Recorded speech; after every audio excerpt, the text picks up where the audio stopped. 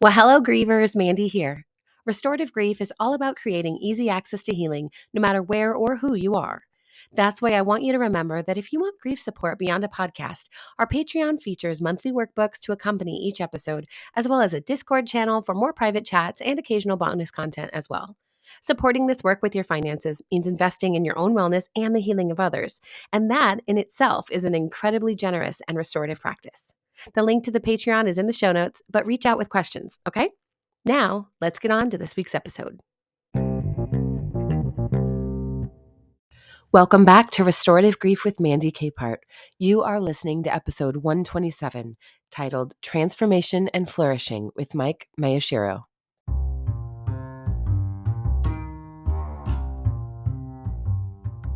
This week, our grief education is expanding into the world of queer advocacy and storytelling. My guest this week is Maeshiro, founder of Numa, an organization dedicated to supporting people through their recovery from religious toxicity. As a former instructor at Bethel School of Supernatural Ministry, Mike's lifelong experience in the evangelical world included an ongoing daily denial of his own identity and a very tenuous sense of belonging. The story of how he chose himself, embraced his own sexuality, and approached his story with a sense of urgency resulted in the kind of transformation we all hope for in grief work. So I am very excited for you to hear how doing that work can make all the difference.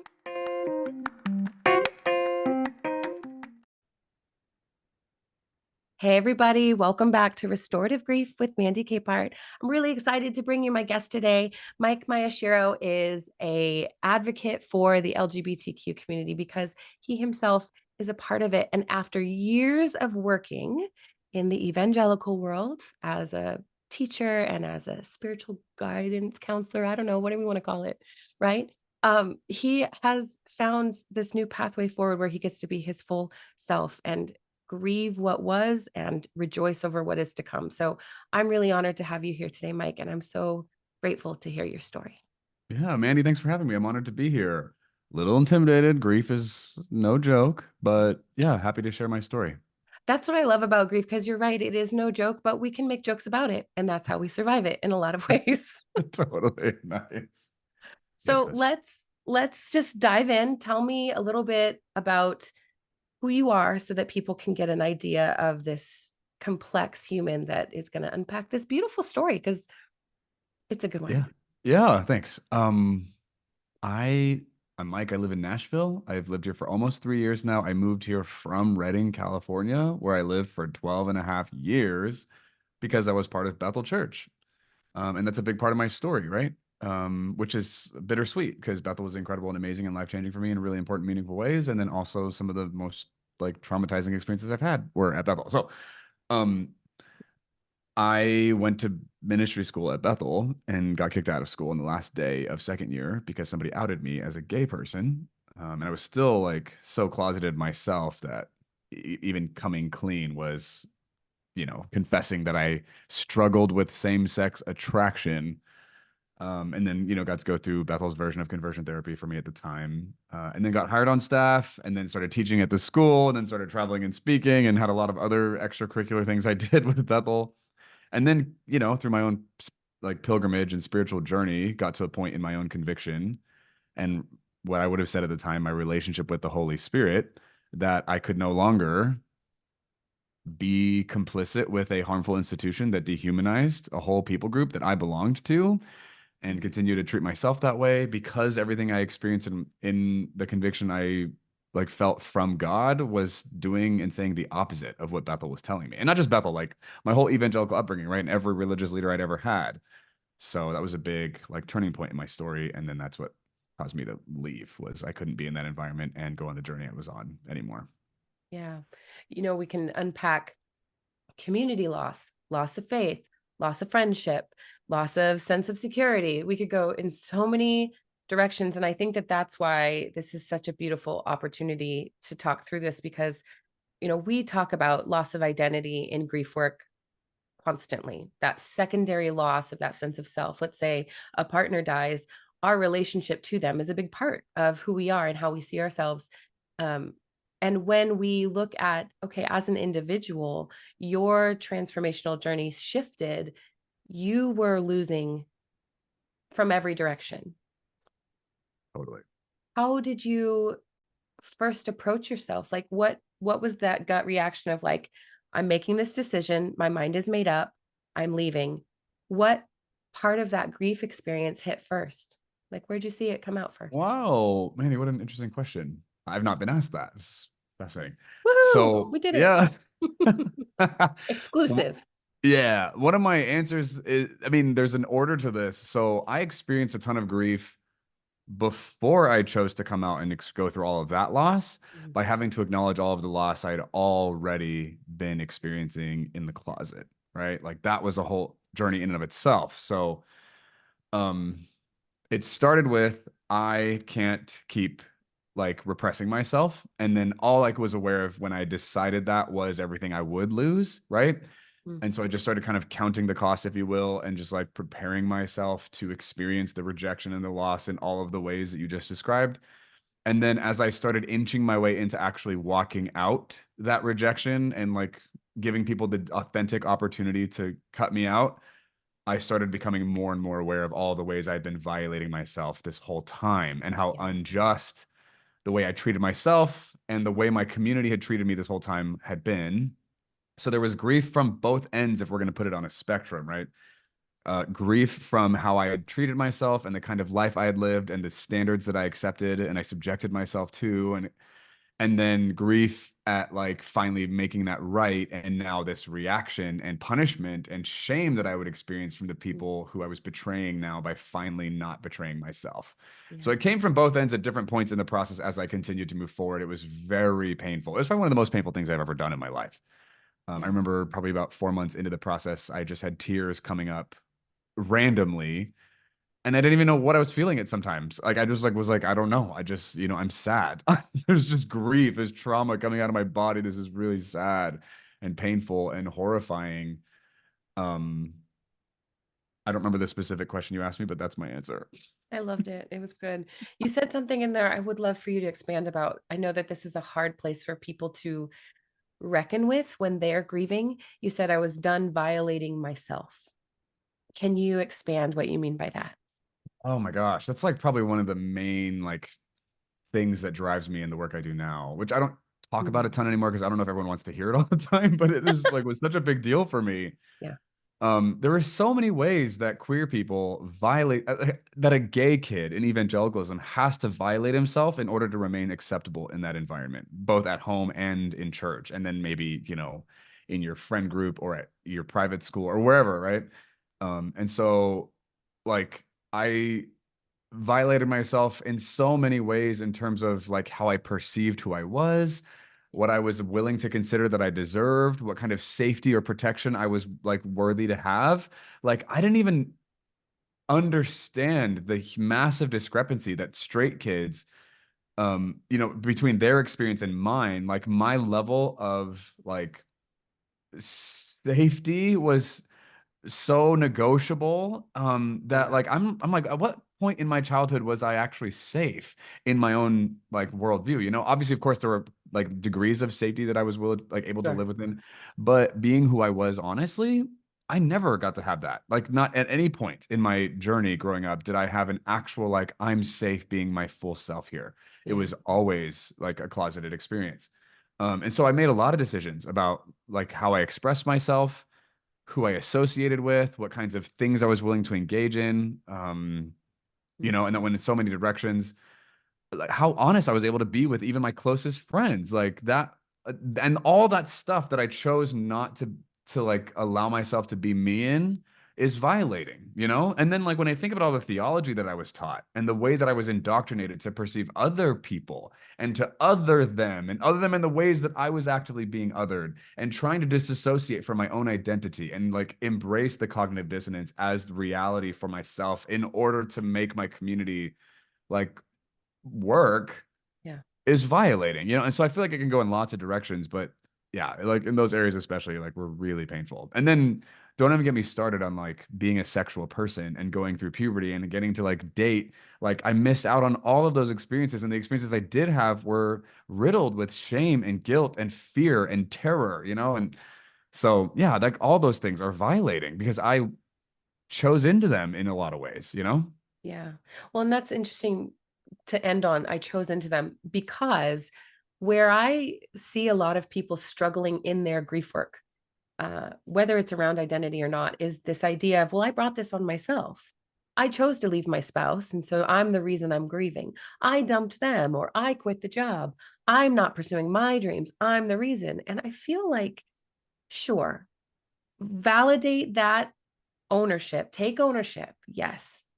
If you use that ownership as a bat to break your own legs, you will never experience what walking can feel like when you're like actually engaging in the freedom that you're trying to get to. Like you wanted freedom, so you left the bad relationship. Well, what does that look like?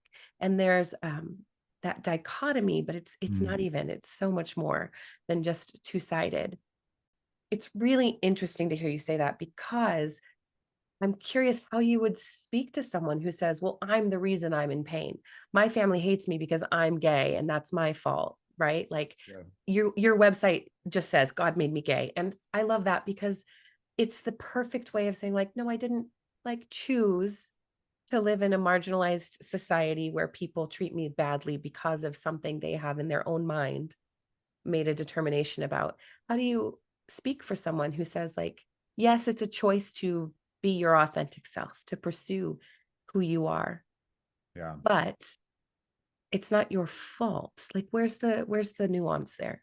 Totally. And there is nuance, and I love that you're pointing that out. Um, so we're gonna get into that. That's great. Um, I think in terms of like personal empowerment and growth and actually being able to affect change, I think ownership is a necessary component to that, right? So I think that's part of where that sentiment is coming from. I'm not trying to come across as a victim, even though I actually am, right? Like I'm not Sure. trying to like, give out a sob story and like collect pity. That's not where this is coming from. So I think that's probably where that statement came from. But in all actuality, like when we talk about choice, the way I was raised in evangelicalism, I think even our relationship with the idea of choice is skewed and Yeah. dysfunctional and like dishonest. So like I did the best I could with the choices I had. Let's take a moment to acknowledge there's a show called Little Fires Everywhere with Reese Witherspoon and Kerry Washington, right? Great show, love it, Hulu. There's a moment where Reese Witherspoon's character says to Kerry Washington, I made good choices. And Kerry Washington retaliates in like this furious like backlash. You didn't make good choices. You had good choices. Yeah. And I'm like, that is so real. And people who are privileged do not understand that moment. They don't get it. And so that was something that I had to come to terms with was like acknowledging and accepting I did the best I could with the choices I had. If I had the choice to be myself and not be ostracized and like ridiculed and shamed and dehumanized, I probably would have chosen that, right? But I had a Yeah. lot of reasons to not choose that. And so, like, how much of a choice is that, right? We get into the theology of like, love Jesus or burn in hell forever. Like, what kind of a choice is that? Like, this is so dysfunctional. So yeah, to acknowledge like there is a whole ecosystem, culture, community, ideology that punishes people, not just queer people, but like especially, the queer community within evangelical spaces. Like, this isn't a choice. I mean, the choice is experience a lot of harm and rejection and shame and hatred or conform, right? Those are your options. And when you're a kid and your family is the one like showing you this world and teaching you to think that way, like what kind of a choice is that, right? And so if we're going to come to the kids' aid and like advocate for that person with what they have and what they're capable of like navigating, like that's not much of a choice. So I think for me, especially like when I work with the people that I work with, I'm like, we have to acknowledge you did the best you could with what you had. We're not trying to make excuses for like, mistakes that might have been made or like just decisions that had negative consequences. Like, let's acknowledge like those things have cause and effect dynamics that are real. We can acknowledge that. But the reality is, you were set up for failure from the get go. It's not fair that people talk about like, is it fair for you to expect straight people to just change their mind about gay people when they've thought this way your whole life, and you did too, and you didn't just change your mind overnight. I'm like, okay, hang on, let's talk about fairness, right? Like, if we're gonna actually value fairness, was it ever fair for a queer person to be born into a world like that to begin with?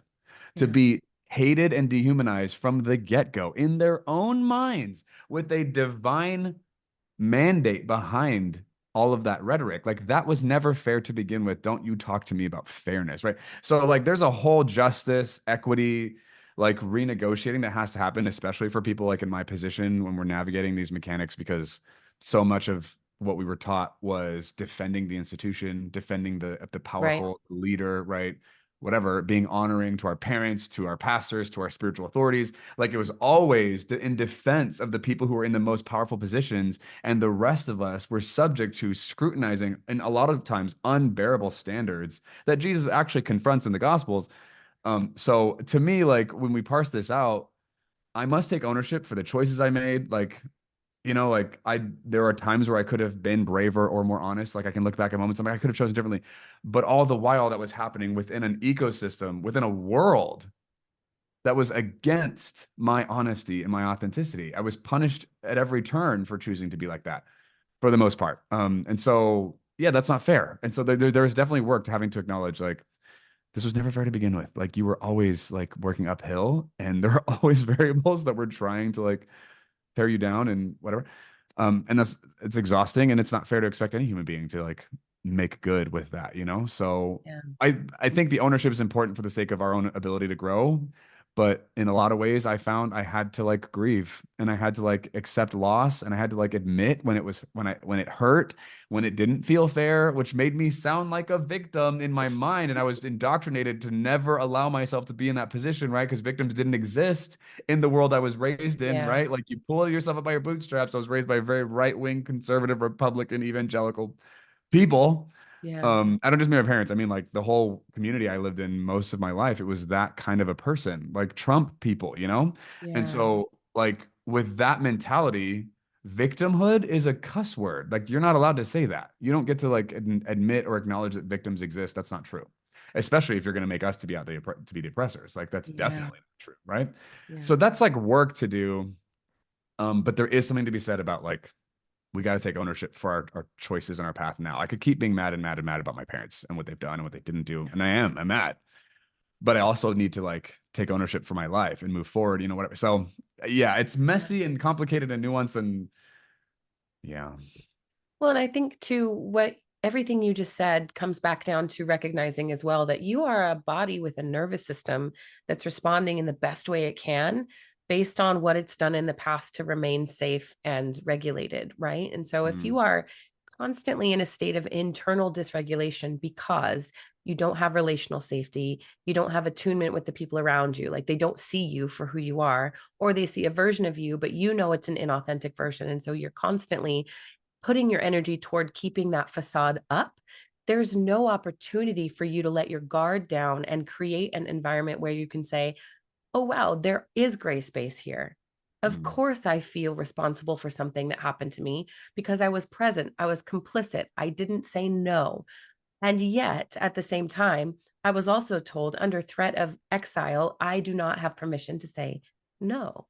So I think that yeah. I love the way you said all of that. And so that secondary piece of remembering, like, yeah, but as a human being, you rely on energy from other people and energy internally to exist and to know. Like, that's why we read facial expressions. That's why we read body language, because that's the signal saying, yes, you can do this thing or no, you can't. And there's a lot for all of the people who say, we love our children, but we stand over them with our muscles puffed up like we're ready to punch a bear. Like, those are mixed messages. And so I can appreciate everything you just said in such a way that it hopefully translates to people too who are in different situations who aren't dealing with identity around their sexuality or community that creates unsafety for them. But I do want to say members of the LGBTQIA plus community have a unique experience in grief, because when you are in the transition period of saying, like, okay, I'm being honest with my identity, I'm coming out of this community where I'm not safe, you also have people who are actively attempting to discredit your grief experience, right? Mm. We are constantly trying to create safety for grievers to be honest, to express themselves and not be receiving platitudes in response, or even, scriptures taken out of context around grief specifically. But the fact that LGBTQIA plus community members have identity on the line, your experience in grief is like full of people with arrows and swords. What is that difference that we can create as just grief supporters, like on the other side of that? Because can I jump in on a theology to fight on Twitter if I see someone being rude? Of course I can. Is it going to be effective? Hell no, not even close. So, what is the actual beneficial thing that we can do on the other side as advocates? Yeah. So, like, I guess if the context is a queer person is expressing some kind of grief around their journey, their identity, and Yeah. their process, and as a straight person, you're like, how can I be supportive in their grief Yeah. process? Well, I think a lot about the way that you share this all the time, people responding to your DMs or something with, "Hey, have you considered this scripture?" Well, yeah, of course I've considered that scripture as a Bible teacher, bro. Thank you so Yeah. much for coming to the table.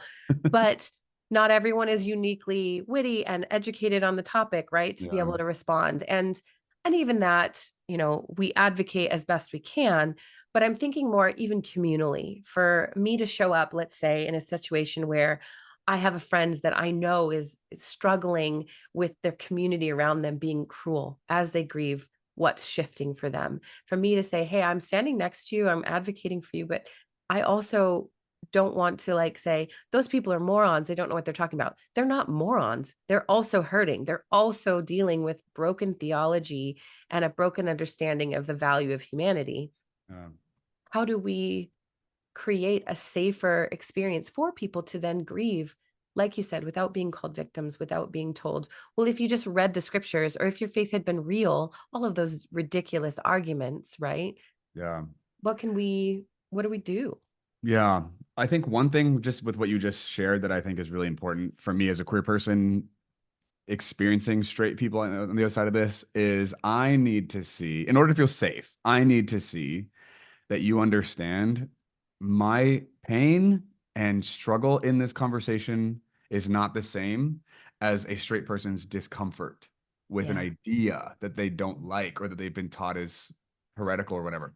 Yeah. Straight people's discomfort is not the same as queer people's pain and trauma, right? These are not equal problems or difficulties. And so when I see straight people trying to like play the balancing game of, yes, this queer person has like difficulty and pain, but also this straight white mom who's like super privileged is also like uncomfortable and scared and doesn't feel safe coming to church if we're going to start preaching like affirming messages. I'm like, hey, these are not the same people being affected in the same way, right? Like we need to get that. And like a lot of straight people in, I would say, even in progressive spaces who are trying to be like a safer space for queer people, they don't get that. They're trying to equally hold space for queer people and I'm going to say bigoted evangelicals at the same time. And I'm like, you can't do it.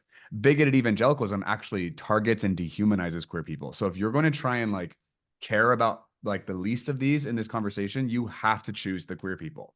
Um, when we look at the example of Jesus, he never like saw a victim to religious oppression and thought or said, this person, like this is difficult and like we should like care for them, but also like I understand why you guys are doing this. Like that never happened. Right. And we don't get that. Like the straight white Yeah. evangelical community just doesn't like they don't see this part of Jesus. They look at whatever in the Bible they could possibly twist or use to justify staying in their positions of power and avoiding accountability and maybe giving platitudes to the people who are actually being harmed by these systems that are we're unwilling to look at. So when it comes to like me being in that position, I need to see that the straight person recognizes my pain is actually a priority over a straight person's discomfort. And so we're going to care for the person in this position and let the person who's uncomfortable manage that themselves because that's not the priority.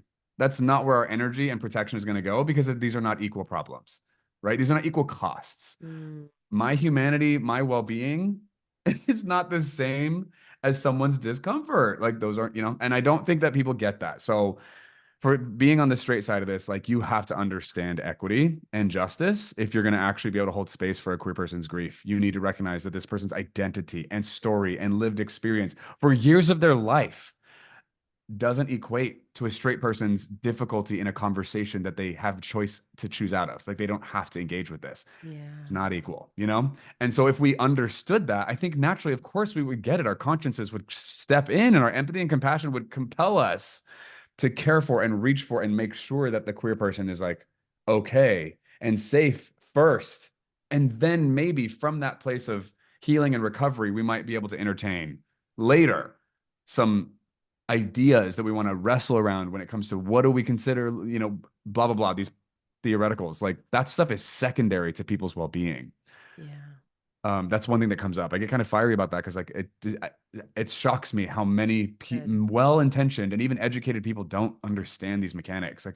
And I had to learn that. Like it was shocking to me. You have to recognize and learn this stuff when I came out. I was like, whoa, my God. And then the more I learned, the more upset I got at like everything that I experienced and the way I was treated. I'm like, this is unbelievable. I grew up in the wrong world, like the wrong community. I would, like it's so frustrating. And because like now that I see this stuff, I'm like, this is unbelievable. Like it's not hard to understand who's the oppressor in this scenario.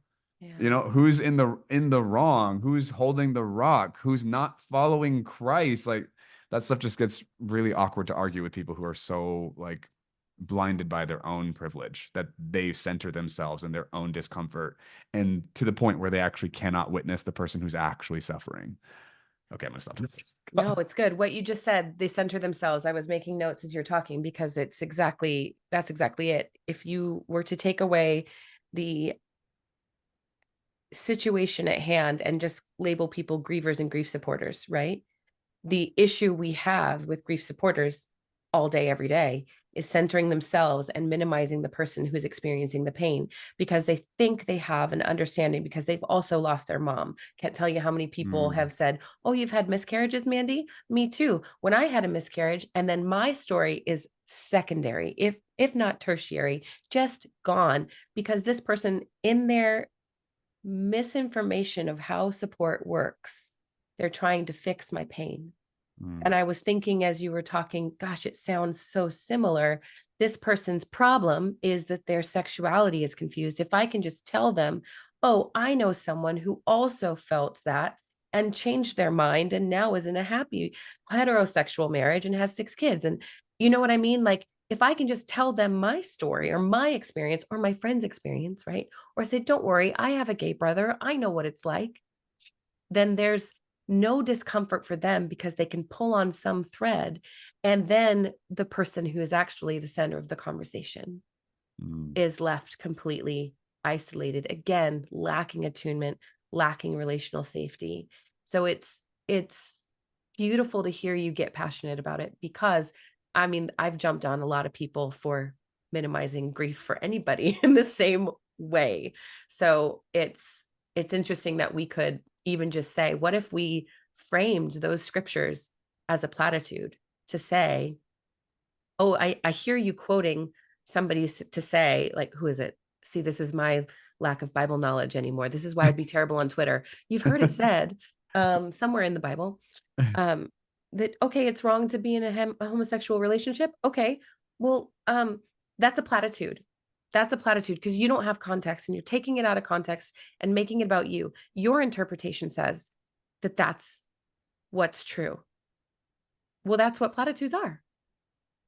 Everything will be okay.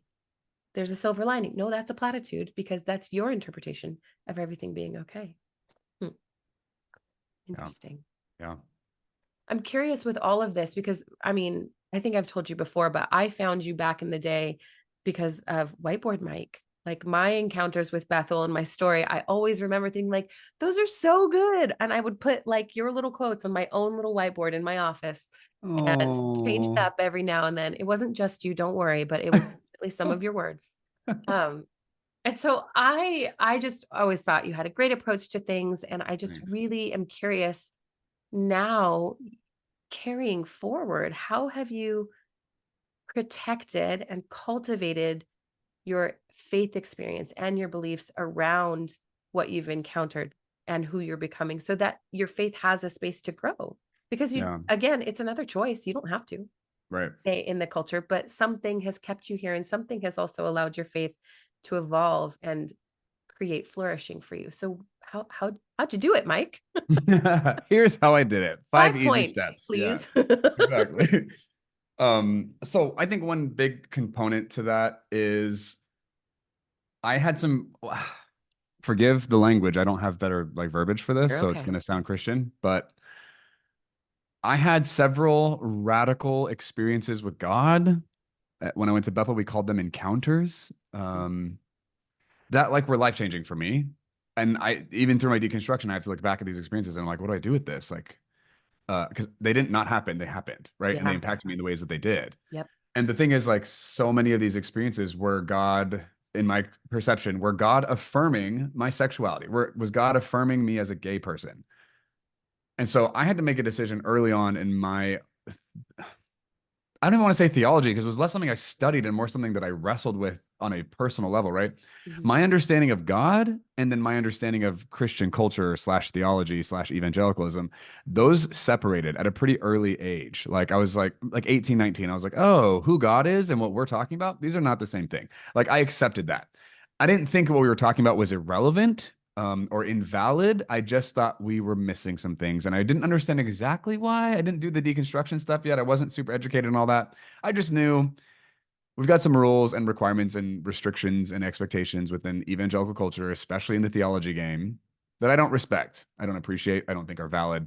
I don't know why. I'm not going to like get on a soapbox and try and convince people that I'm right about this, but in a deep place, I just accepted like some of this is kind of a game. Like we don't know what we're doing. Yeah. But God is real and God loves us and God is like intensely passionate about who we are, including me as a gay person. Like, I don't know what to do with that. I'm not going to tell anybody, but I knew deep down that was a thing and it actually haunted me for years. So that was like a big underpinning to when I came out and deconstructed. My faith survived because my faith stopped being about my theology a long time ago. Yeah. My understanding of God and my relationship with God and my spirituality, I think if anything, actually like challenged and provoked and demanded change in my theology. So when I deconstructed and like confronted so many tenets of evangelical Christianity that I grew up as like gospel truth that I don't believe anymore, that I'm like genuinely shocked. I'm like, who am I? Mm. Mike at 7 years old would be shocked at what this guy does and doesn't believe anymore. I went through it, so I understand how I got here, right? But like the kid that was raised in that Yeah. world, I'd look at me now and be like, boy, you are lost.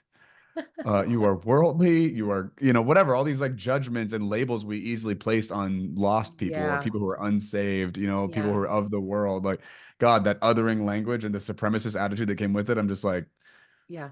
I would be the recipient of all of those labels at this point. But what survived for me was I'm still convinced that whoever and whatever God is, whenever we talk about that word, I still believe that this thing, person, idea exists. I think they're a person. I think they're an entity. I think, and I can't prove that and I don't care. Like, I don't need to prove that. I don't need people to treat God that way.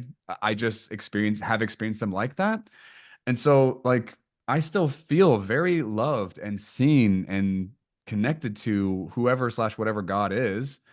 And I think we all are. And a lot of us have some really bad ideas that we just keep cosplaying into. We just keep pretending because we Mm. don't know any better. And that's the best we have. And so people are still just acting out from their own ignorance, like the best they can. And so that makes rules and theology feel really appealing when you get to have like some kind of moral authority on a subject and you don't have to think about it anymore.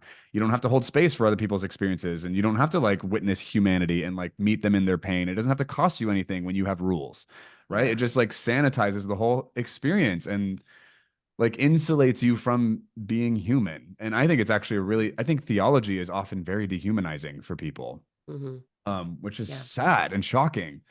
Because I think it's fascinating and really fun and like cool and constructive. I'm a very philosophical person. I really enjoy the discourse, and like the wrestling match. But that's not what most people utilize theology for. They're using it as a cage to protect themselves from the world and like Mm. to limit God and limit love and limit freedom because they don't actually like those ideas. If anyone gets to experience or like express love or freedom in a way that they don't like, then it's not love, it's not freedom, it's deception, it's the devil. Right? So all that to say, like, as I've unpacked all those things, I feel very liberated from theology. I think theology is a fun, fascinating, constructive practice that we create. We made it up. We made this thing up. It's not even Yeah. like an empirical reality. We made it up, Yeah. And I see it as separate from who I understand God to be and my accountable relationship with them. So I don't know if I'm answering the question, but this is kind of what's going on for me. Oh my God. No, it's good. I love it. I'm curious because what you just said there sparked a thought. We all have relationships where it's like surface with people in our lives, like, oh, we don't talk about politics with that group of friends because it's too intense, or we don't ever talk about organic farming with this group of friends because all they care about, you know what I mean? We have Yeah. filters that we apply. So knowing how outgoing and personable you are, I can't imagine you just cut off everyone you've known for the last 15 years and said, we're no longer in communication. But I'm curious, how do you approach those relationships? Are there people who've chosen to stay with you, to stay alongside you, to say, I Yeah. see you, this sucks for me because I don't know what to do with it, but I'm going to try and I'm sorry. Like, how have you continued to hold yourself in this new sense of value and new sense of compassion while also honoring the process and the humanity of the people that you loved for a very long time and probably still do?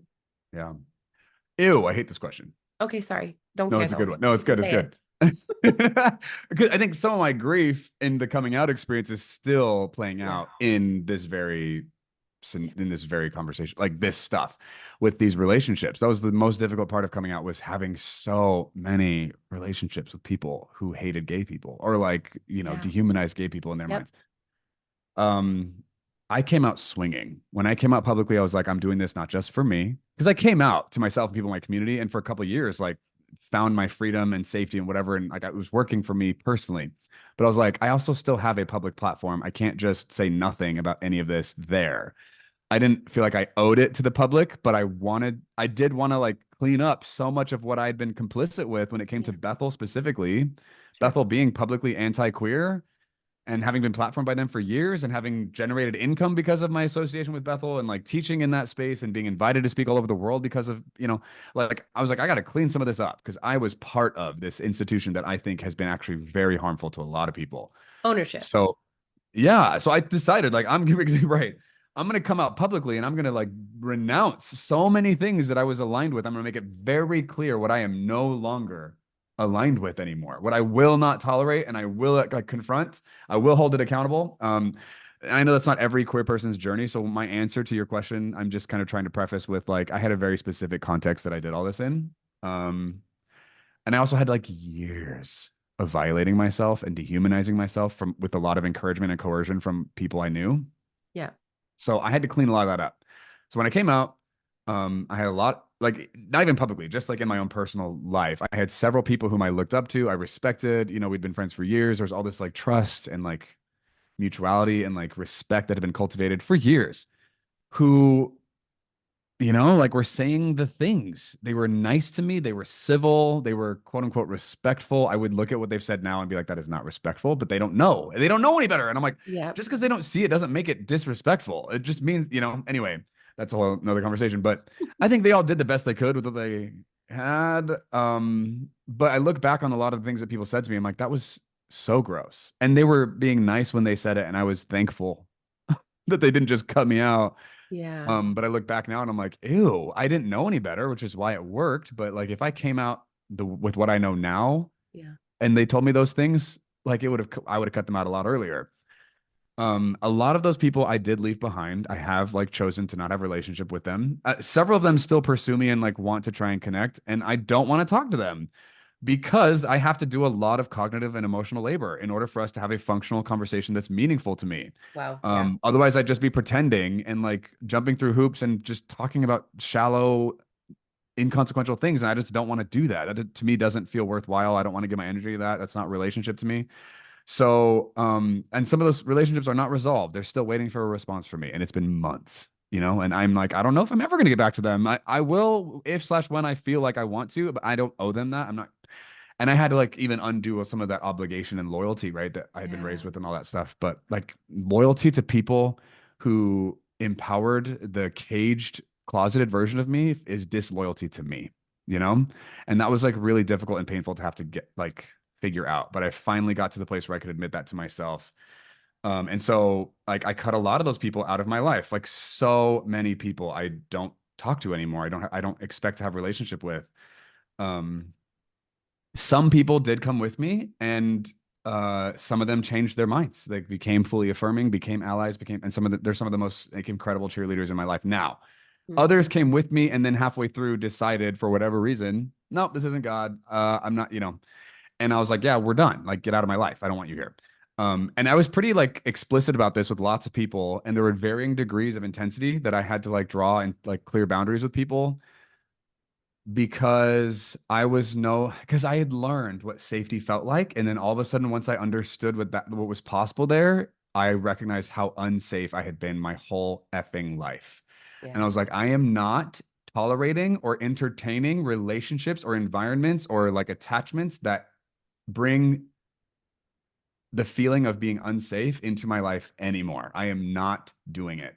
So if you, in your ignorance, in your lack of education, in your lack of motivation, in your fear, in your self-protection, bring unsafety to me, we are done.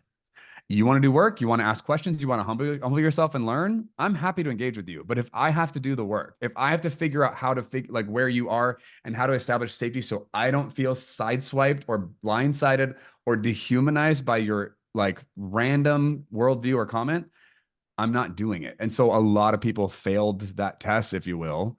And so like I don't talk to most people that used to be in my life from that era, which is weird. And that was a whole significant loss. Do I regret it? No, I actually don't. I do miss some of the comforts of having an incredible community and being so Totally. networked and so celebrated. And all, like I do miss a lot of those benefits. That was awesome, right? I don't miss the price I had to pay for those benefits. Like the membership was too expensive. I'm like, I'm not gonna be a fraction of myself so that I can, get my back scratched by you guys anymore. I don't need my back scratched. I want to breathe fully, actually. I'd rather just fully breathe than get my back scratched. So bye, I'm Mhm. out. That's kind of ultimately where that landed. And I'm still pretty upset. Like there's still so many people that I'm just shocked at how they behaved and what they said and what they didn't say, what they didn't have to offer me. And these are people who call themselves followers of Jesus. It's so frustrating to me. And not it is infuriating. And it's a big part of why I advocate for queer people in the spaces that I do and why I won't let go of the Christian label. One, I still value Christ. And like there's so much about the message and work of Jesus that I find incredibly valuable and relevant. But two, the people I want to help are people who didn't know what I don't know. What who don't know what I didn't know, right? Like there's so much I had to figure out. I had to hunt, and I spent a ton of money and time and energy, and I had the privilege and opportunity to do it. And I traveled the country and talked to a bunch of people. I read a bunch of books, made relations with a bunch of these like movers and shakers in this conversation to learn. And I accelerated that process, compressed it in like a year and a half, 2 years. Because I wasn't gonna like walk my way out of the prison cell. I was like, okay, if I can be free, I'm gonna be free. Let's go, right? Yeah. And it took a lot of energy and time. And so, like, I don't tolerate people who are accepting of gay people, but not. I don't tolerate anything less than affirmation at this point. If you have a problem with queer people, you're not going to be in my life, or at least in any meaningful relationship. We can be acquaintances, Sure. right? We can like collaborate. I don't know. We can Yeah. like have some kind of relationship. I'm not going to call you a friend. We're not going to be Yeah. close. You're not going to have access to my life. Like I don't mind texting or calling you if it feels like worthwhile to me, but it's not going to be under the guise of friendship. I'm not pretending that that's what it's not. And then Yeah. I had to get very clear and honest about that. And it was really weird because I started feeling like an a-hole. But I was like, I'd rather be an honest and free, authentic a-hole than a nice prisoner anymore. Mm. Anyway. Hmm.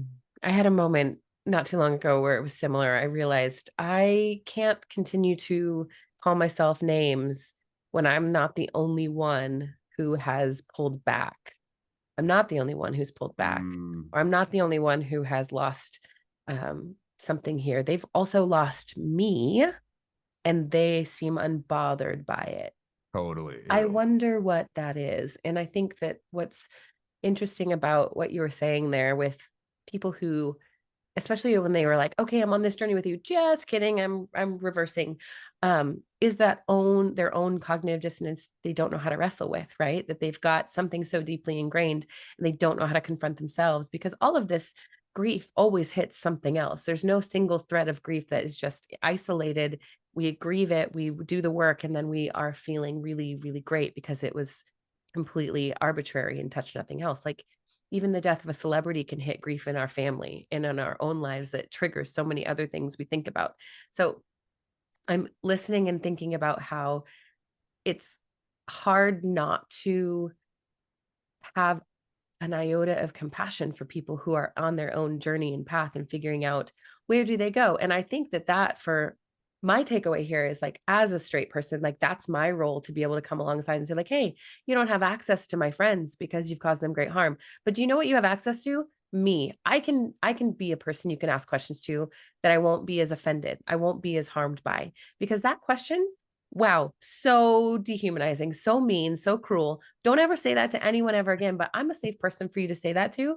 Let me help you find better language, right? Like Nice. that's a place that I feel I wouldn't have to say, let's just have a theological argument, but let me say, let me teach you how to human well without losing that person. Because if you love them, let's understand what love looks like. It's not just self-serving. It's actually quite the opposite. It's always going to cost you something. And I think in this instance, that's a really safe place. And I say safe, but not, whatever. It's a really um, meaningful place for someone to approach as a grief supporter, as an advocate on the other side to say, like, I don't speak for them, but I can speak on behalf of me. And what you just said was wrong. I have many people I'd love to send your way. Do it. Is this like, well, how is this like what you offer in the coaching that you do? Okay. Well, so my grief coaching is not typically centered around queer people by any means. But when someone comes into my work and that is a part of their story, yeah, of course we address it. We address all of the different, that's the fun thing. I do life and grief coaching. And sometimes people come and say, I don't need grief coaching. I'd actually just do life coaching. I'm like, cool, let's go. What's the hope? What's the dream? What are we working toward? Oh, I want to do XYZ. Okay, what's holding you back? What's in your way? All of these things. I'm like, oh, is it grief? Is that what's in your way? Yeah. So it is grief coaching. Got you. I love you and I'm here for it, kind of a thing. So yeah, I mean, Nice. that's the work, right? That's the unpacking of humanity. It's always creating space for us to grow and to become richer, more flourishing versions of who we've always been. And I think that that's something you say. I think you have t-shirts, humans matter more than theology, right? Yeah. I love it because we absolutely made up theology. Everything is made up, time, math, all of it. Um, and we've deified it because it makes us feel safe. And if we are able to kind of extract ourselves from that framework into this world where mystery is actually real and unknowable, like the ability to human well becomes exponential. Yes. Now I'm getting philosophical. Oh, Mike, wrap up this beautiful conversation with a quick pitch for your coaching practice. I would love for you to do that. Um, yeah, so our coaching is different, right? Like my coaching is Yeah. specifically geared toward, I mean, I work with people in other ways, but my main clientele are queer people, Yeah. mostly coming out of evangelicalism or, who have left it or are trying to figure out how to get out, who are trying to come out, who are in a queer relationship and they're running into dynamics that they need help like processing through. I've got a couple straight people, who like are trying to like navigate their own process with the possibility of them being queer. Like so, mostly it's like I'm working with people who are trying to find the language and the conviction to advocate for themselves, to understand their own worth and dignity and what they deserve, and they don't come to me knowing that, but that is often what ends up on like coming out of this process. So that's like the majority of the kind of coaching that I've been doing, and Yeah. probably that I'm most passionate about is like helping queer people recognize the full scope of their own humanity in their own mind, and then everything about their life gets to bow to the fact that they are worthy of love, and they're no longer entertaining relationships, lack of boundaries, commitments or whatever that challenge or question their validity as a person. Yeah. That's really important and meaningful work that I find a lot of people, need help with, especially those of us who came out of evangelicalism. So, Yeah. it's that. I love it. Mike, thank you so much for this. This was a rich, very, very rich beautiful conversation. And I'm so grateful for this time with you and to get to know No, you and your story a little bit more. likewise. Thank you for having me. I'm honored to be here. Absolutely. You guys, if you're listening and you want to connect with Mike, find him on social media. It'll all be in the show notes.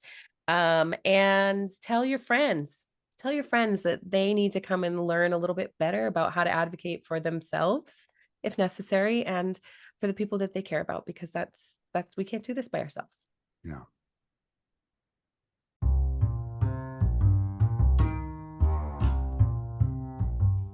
Thank you for listening to episode 127 of Restorative Grief.